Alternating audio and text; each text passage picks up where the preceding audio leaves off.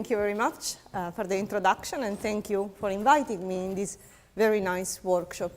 I will talk about bosonic complex quantum networks, but I will focus specifically on the probing aspect, since this is the part that is more related to the theme of the conference, of the workshop. And I begin by introducing my group, and in particular, Johannes. Johannes Nokkala, who is a PhD student co-supervised by myself and Jyrki Piilo. Since this is mostly his work and is part of his PhD thesis, Johannes is here in the audience and participating to this workshop. I begin by discussing what do we mean when we talk about complex quantum networks. And I will then describe a specific implementation of complex quantum networks that is done with quantum harmonic oscillators. So in this sense, it's bosonic. Okay, it's a bosonic system eventually. And I will try to begin by explaining what we mean with complex here in this framework. What are we talking about? And when we refer to complexity in the framework of quantum networks, we don't refer or we don't associate this simply to the number of nodes, so to the extension of the network, but also to the role of its topological features, of its topology.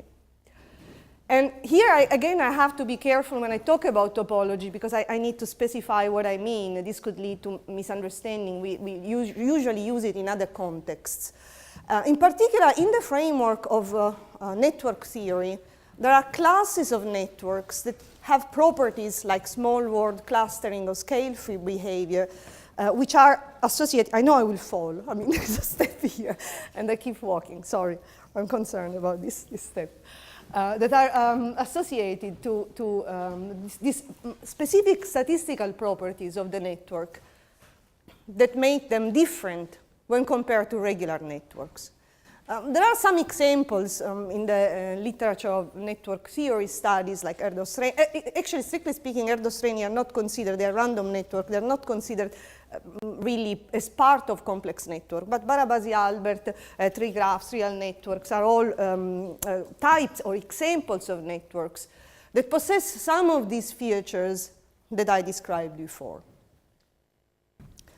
And so we want to use complex as opposed to regular structures, as opposed to lattices, for example, as opposed to chains. And one of the reasons why this is interesting, I will try to justify why we should consider this in the quantum phenomenon, but one of the reasons why this is interesting has to do with the fact that a number of real complex networks, they have certain properties like this scale-free behavior, which basically means that the degree distribution follows a power law. And some of these features that are interesting are, for example, tolerance to node and link breakage, but also vulnerability to attack to certain nodes, the so-called hubs.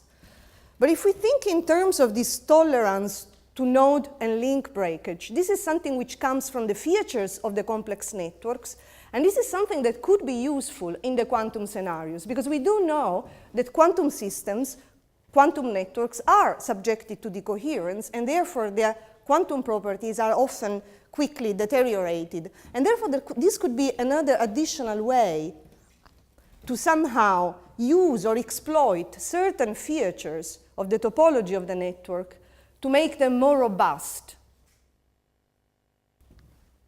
So what does it mean this for quantum networks? Do quantum networks or complex quantum networks with certain statistical properties have the same resilience to node and link breakage? This is something which is not known, strictly speaking, but this is something that could be assumed to be valid as long as we keep basically the same structure, the same statistical properties, the same scale-free behaviors of real networks. So we are interested in understanding better if and how we can exploit in the design of complex networks these properties. And when we talk about complex quantum networks, we have to distinguish between two different types of implementations, what we call this type A and type B. The first type of implementation is an implementation in which links are provided by entanglement, while the type B case is an implementation in which link is provided by some sort of physical coupling, some forces, between quantum systems, which are the nodes. Okay? And they experience different type of behaviors. And there are, obviously, there's a quite vast amount of literature, not extremely vast, but there are several papers dealing with both types of complex quantum networks. In particular, here I cite this paper in which they study Erdos-Renyi random networks in the framework of type A networks. Okay, so this is a type of work in which the links are really created by entanglement. While in the second case here, in this other paper that we did with Johannes and in collaboration with Roberta Zambrini and the group of IFISC at IFISC in the University of Balearic Island, we study complex quantum networks in which the nodes are physical systems and the links are couplings between these systems. And of course, we do have, Valentina has already given a talk the first day of this workshop on a way to implement in the lab this type of physical systems, this type of complex quantum networks in a reconfigurable way.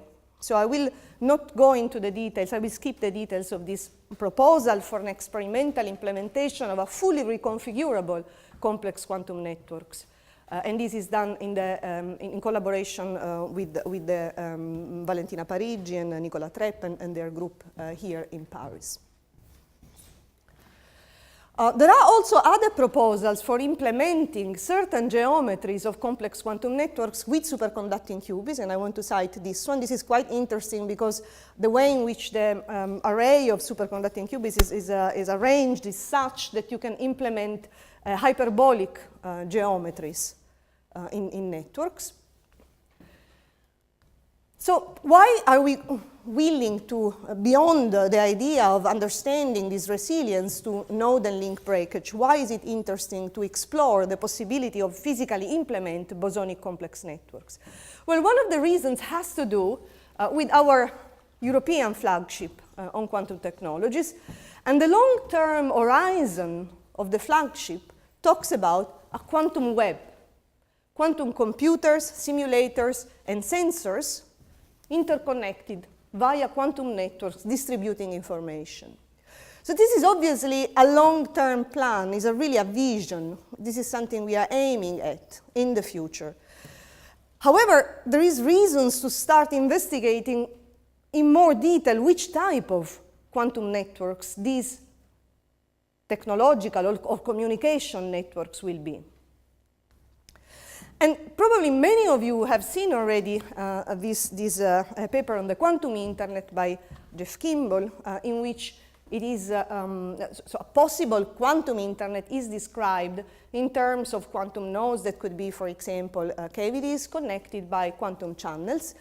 And however, all the works in this direction, they are still focusing on a description that is very detailed of the quantum communication channel, and obviously for a number of limitations in the approaches in which we can actually describe and calculate things in these networks, they are limited to regular structures. They mostly focus on lattices or on regular structure, as in this picture. However, if you think in terms of real communication networks, the internet being the most prominent example, this is how ARPANET looked in 1969. 1980 was like this, and this is the backbone of the internet today. It looks pretty different compared to a regular network. So it is possible, or it is interesting to think, especially considering that communication network, quantum communication, will very likely be hybrid. There will be both quantum and classical communication that is exchanged, that in the moment in which we will have quantum technologies at hand, we will be able to have them not outside the lab, commercially. the growth of communication, of quantum communication network, will not be made only based on decisions that are executive, but they will be made by mostly due to decisions that are taken locally. And when this happens, we know that, because we have experience of real networks, of real communication networks, that what happens is that the growth of the network itself gives rise to self-organization and to the emergence of complexity and to the emergence of structures which have properties, like the scale-free behavior, that make them complex. The internet is one of the examples where this resilience to link and node breakage has been most studied. So what would be interesting to do, we do not even have a formalism to understand this type of real or really complex quantum networks at the moment. There are a lot of things for which we do not have even tools. We think that we could import tools from the classical studies of network theory, but a lot needs still to be done in this framework. And it would be obviously very interesting to study things like growth dynamics of complex quantum networks. We imagine that it will be very different depending on the different types. If you think about entanglement networks, for example, well, we do know that it is not possible, actually, because of monogamy of entanglement. We can't imagine that we can establish entanglement or maximal entanglement with one node, between all the nodes, or between one node and many other nodes. We are somehow restricted by certain properties that are inherent somehow to the quantumness of the thing which constitutes the link. But it is interesting to study growth dynamics, transport properties, resilience to errors, and of course, design and control, because we are at a stage in which complex quantum networks do not exist. They will probably begin to exist, and they will grow, and we are in the conditions of somehow study what would be their optimal properties in their growth and in the design. So we can think in terms of designing networks in a way that they possess certain properties that are, for example, optimal to guarantee robustness. So, and of course, one of the big questions, which is completely open still, is the interplay between any quantum advantage and the topology of the graph underlying the network. This is a completely unexplored and very difficult question to tackle also from many perspectives. So as I said before, however, here I want to focus on the question of probing complex quantum networks, and I focus on the bosonic complex quantum networks because from many perspectives they are easy to describe theoretically, and because we do know, at least we have proposals on how to implement them in the lab. And the framework of probing that I'm going to describe here is a framework that borrows a lot from the theory of open quantum systems. So we imagine to have a local quantum probe. By definition, a quantum probe is something that we can always control completely. Okay? And we can also control completely the amount of time it interacts with the system, as well as the strength of the interaction with the system. Okay?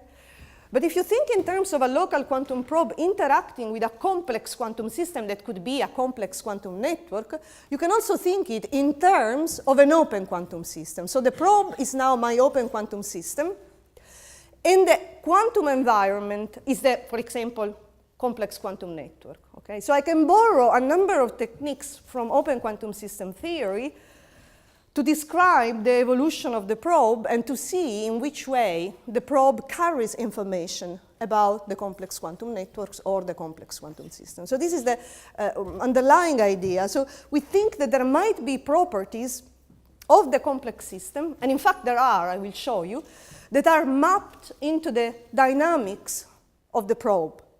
So depending, for example, on the phase of the complex quantum networks, the imparted, the coherent dynamics of the probe will be different, and we will be able to characterize, even with a local probe, properties that are extensive, so properties that are of the full complex quantum system.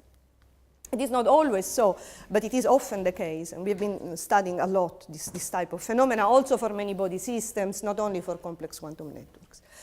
Obviously here, the main point is that in the end, eventually we are going to measure the probe, and of course the probe will be entangled with we assume to take out the probe, obviously, after a certain interaction time, but of course it will be entangled with the system, and so therefore the act of measuring is non-trivial.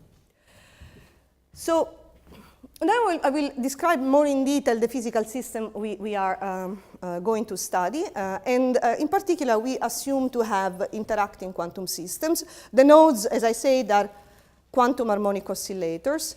The links are engineered interaction. They are really, it's all quadratic system, so position-position coupling. And the probe will be another quantum harmonic oscillator that we can attach to the network with an interaction that we can control for a time that we can control, and so on and so forth.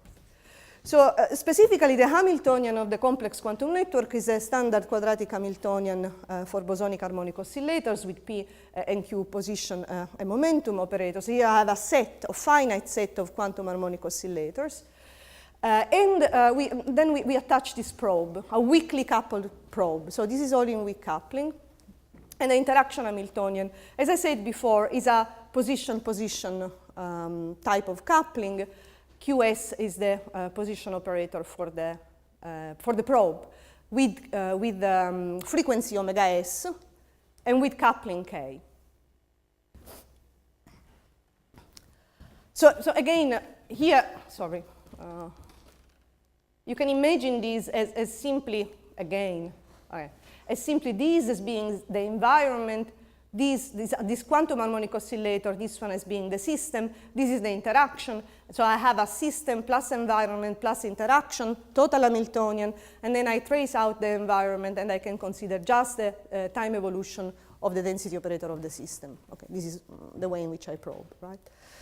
And obviously the first thing you do in this system is you diagonalize, you go into the normal mode picture, here, in the normal mode picture, I will have the relevant quantity that we will consider clearly will be these eigenfrequencies of the network that are incorporated in this matrix D. So omega I are the eigenfrequencies of the normal modes. And then the probe is here, so it's a central probe model. And in the, as I said before, I consider weak coupling, so the interaction Hamiltonian now, considering the normal mode picture, will contain this matrix, which contains all the couplings with the different normal modes of my probe. Okay? And in particular, if I consider to go to the limit of n going to infinity, just to make a connection with what normally open quantum system approaches are done, I can describe this in terms of a spectral density in the continuum limit, as I said. And here, remember, these GIs are the couplings of the probe to all the normal modes. So, and eventually, I will have a continuum of frequencies, and I will have a spectral density which tells me how each probe is coupled to all the networks of the environment. Okay?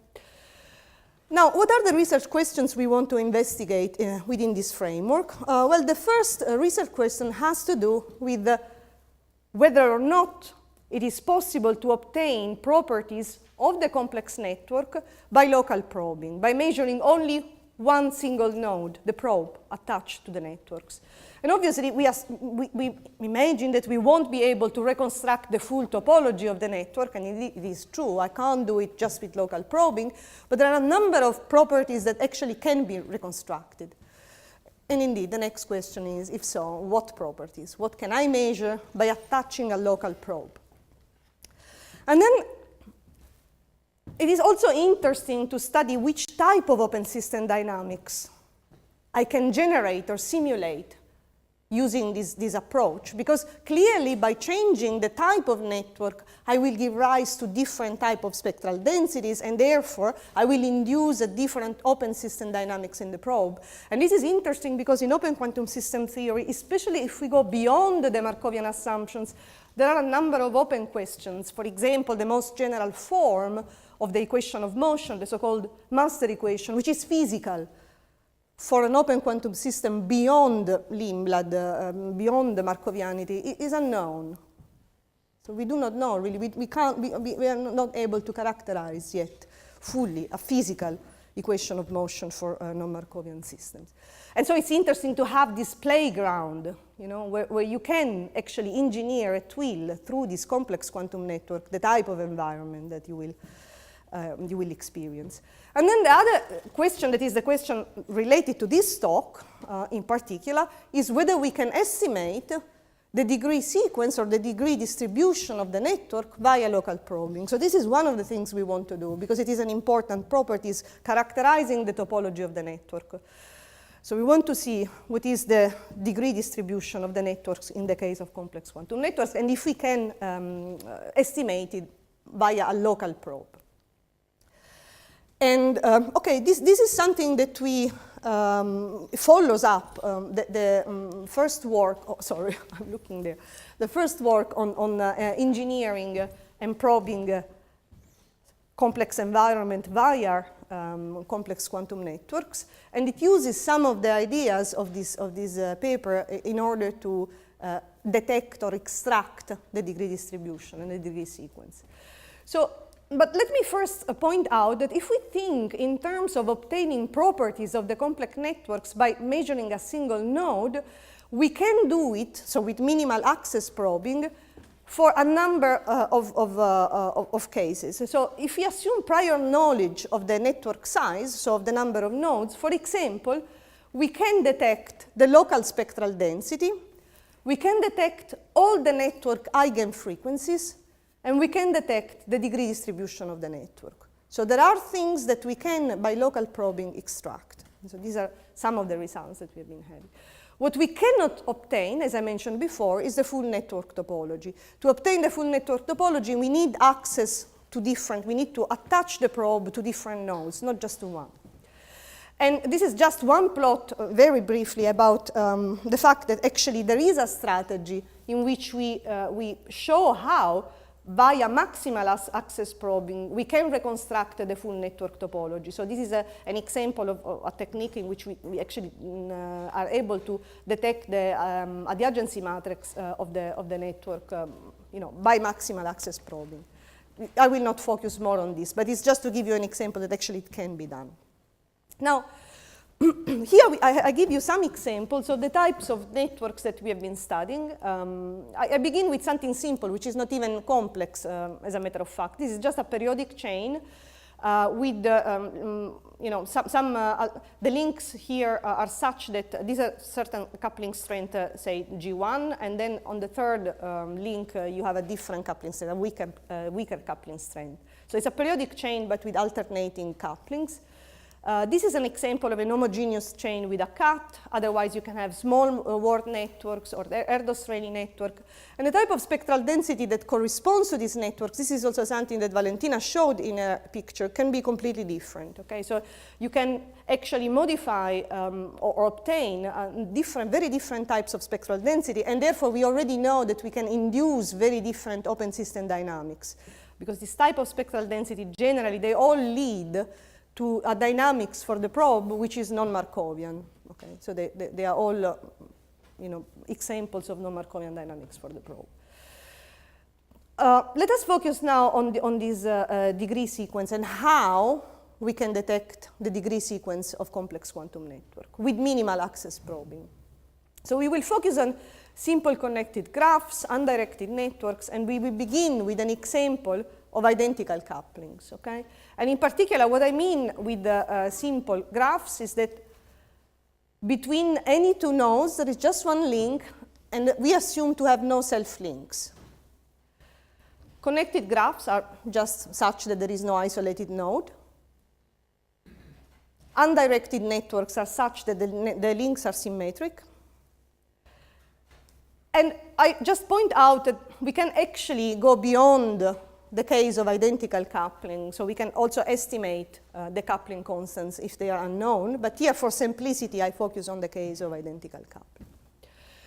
So generally the properties of networks, of complex networks, are incorporated into the Laplace matrix of the graph. And in the Laplace matrix of the graph, the degree is indicated here in this formula with di. So this is the degree of node I. And this Lij is just tell me if, well, it's 1 if there is a link and 0 if there is no link. Of course, our implementation is a physical implementation in which actually we do have frequencies and we do have coupling strengths. But the reason why I show you this, this formula is simply to tell you that actually the key value, the key properties that we will want to detect are the eigenvalues of the Laplacian. Through the eigenvalue, we will be able to estimate the degree of the node, okay, through certain relationship. But for our physical implementation, actually, the eigenvalues for our system are contain the frequencies of the normal modes, the frequency of the quantum harmonic oscillator, that is our probe, and are given by this relationship where G is the coupling constant of the probe. So the question now becomes, how can we estimate the eigenvalues of the Laplacian, and how can we infer from the eigenvalue of the Laplacian the degree of the node? Okay. So these are the two main. If I solve these two problems, I will have a technique to do this. So the estimation of the degree sequence from the eigenvalues of the Laplacian is done by using a number of equalities, actually, or inequalities, some relationships that are well known in spectral graph theory. So you have certain connection between the degree sequence, so the degree of all the nodes and the eigenvalues. From these, we begin to, we work on these in order to make this estimation. We define a solution, any sequence, which I will call D prime, which simultaneously satisfied all of these three relationships. Generally, obviously, we have many solutions. This is not unique. Except for some simple cases. So for simple chains, for completely connected graph, and for graphs where all degree coincides, we can have just one solution. But in general, we will have more than one. This is also true. I mean, a simple example is also a class of graphs known as threshold graphs, where the degree sequence is completely and fully determined by the eigenvalues. So what we do is that we begin by this equation, and we sort of use this integer, we look at it as an integer partition problem. And after that, we will filter the solutions using these other two relationships. So this is the strategy for the estimation of the degree sequence. And okay, there is a simple algorithm to tackle the first part, and then the filtering goes on. And how do we, which type of figure of merit do we use to quantify if actually the degree sequence that we obtain is good or not? So we introduce this figure of merit, which is defined in this way. So here, D prime are our solutions. And this basically shows the average deviation from the real degree per link. So this is the figure of merit that we are going to use. And obviously, the smaller is this figure of merit, the better is the estimation of the degree sequence. So I will call degree estimate a solution with the smallest distance to the mean of solutions. So this is another way of going in the direction of better estimates. And here are some examples of estimation of degree sequence for different complex quantum networks. So here you see the figure of merit. So here we have the fraction, and here we have the f of D prime. And this plot is the plot of the solutions, while the yellow one is the plot of the estimate. So as you see, this is a scale between 0 and 0.5. So the closer we are to 0, the better is the estimate. So it seems that this works quite well independently on the type, on the topology of the network. And in this example, we just consider networks of 30 nodes, and we average over 1,000 realization for the graph. Okay, but it seems to be specifically, in particular, the estimate seems to be working quite well for all the different types and topologies of the networks. And also, I will not show it here, but it is also, we have also proven that it is robust to errors and to, for example, to non-uniform coupling strengths. And we also tried it with real networks. So in this case, we have examples of social networks of dolphins and also these other visual cortex connection. And these are networks with, in this case, we have 62 nodes, 159 links, and well, the number, just to give you an idea, the number of solutions for these networks is 35 million. So it's quite big. And so this is plot here. And the estimate is quite well. The reason why you see only a point here is that, okay, in this case, we don't have average, statistical average, because these are just real networks. And here we have the same thing for a network which is smaller, but with much bigger numbers of solutions. So the estimate seems to work well. Until now, as I said, I'm talking about given that we know how to extract the eigenvalues. So everything I said is quite general. Okay? Everything I said is just given that I know the eigenvalues, I can use these relations, and I can estimate the degree. But now the question that is still open is how do we get the eigenvalues from the probe? This is something I haven't tackled yet.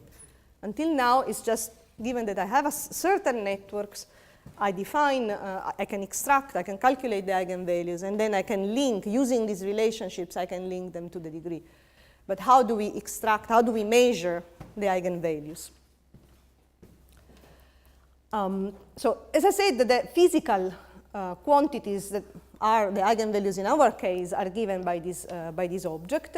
And I will describe, this is related to, again, something that Valentina described in her talk. I will describe how to extract the eigenvalues now by looking at the observable of the probe, that is the mean excitation number of the probe oscillator.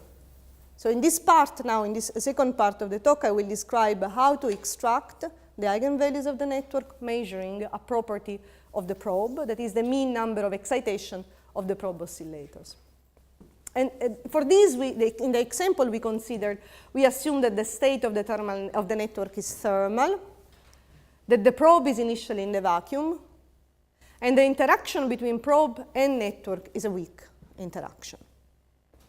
Okay? Here is a plot of the mean excitation number of the probe quantum harmonic oscillator as a function of time in dimensionless units.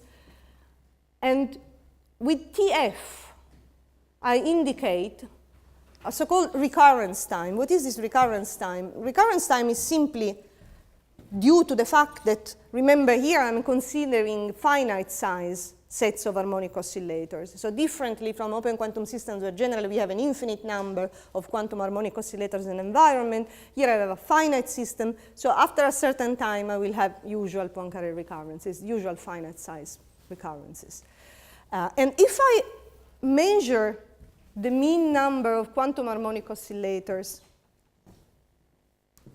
the mean number of excitation in the probe oscillator for times which are smaller than the recurrence time, what I'm able to detect is this spectral density.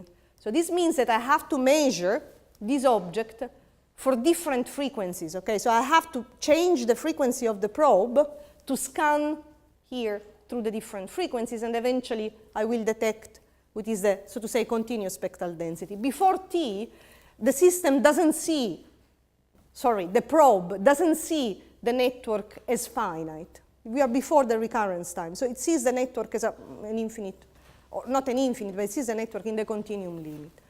But if I go beyond this time, in the so-called discrete regime, then what happens is that I will be able to detect through this, in any actually of this time region, the discrete spectral density, and these points here are just the eigenfrequencies of the network.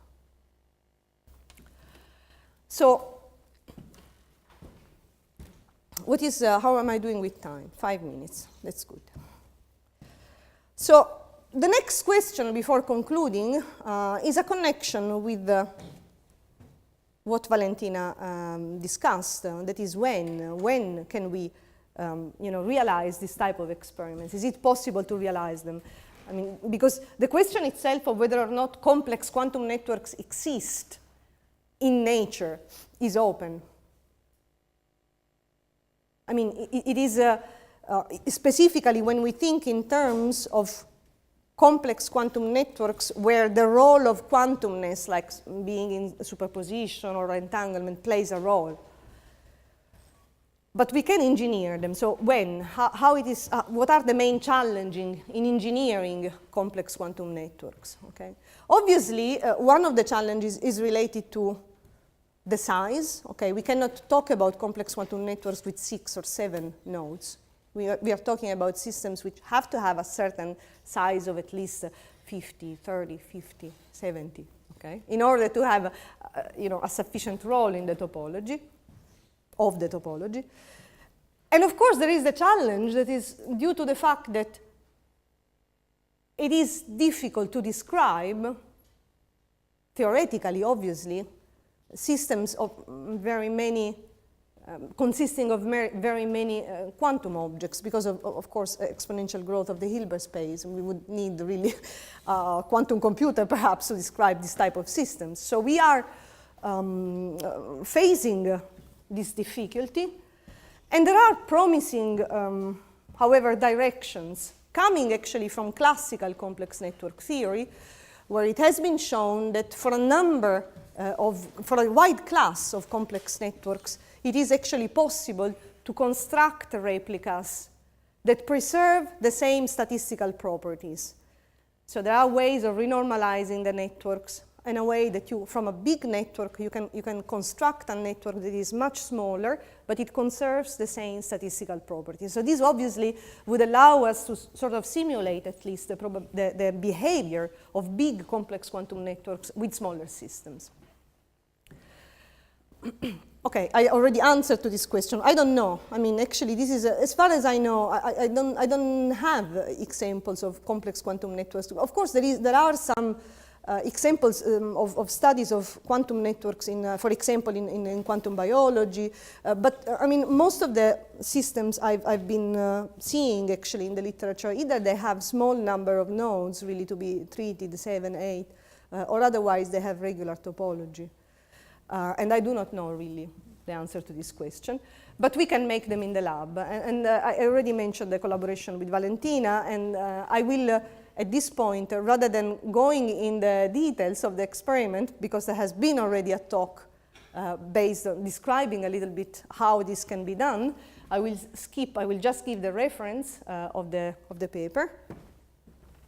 As far as I know, this is the first experimental proposal for implementing fully reconfigurable complex quantum networks.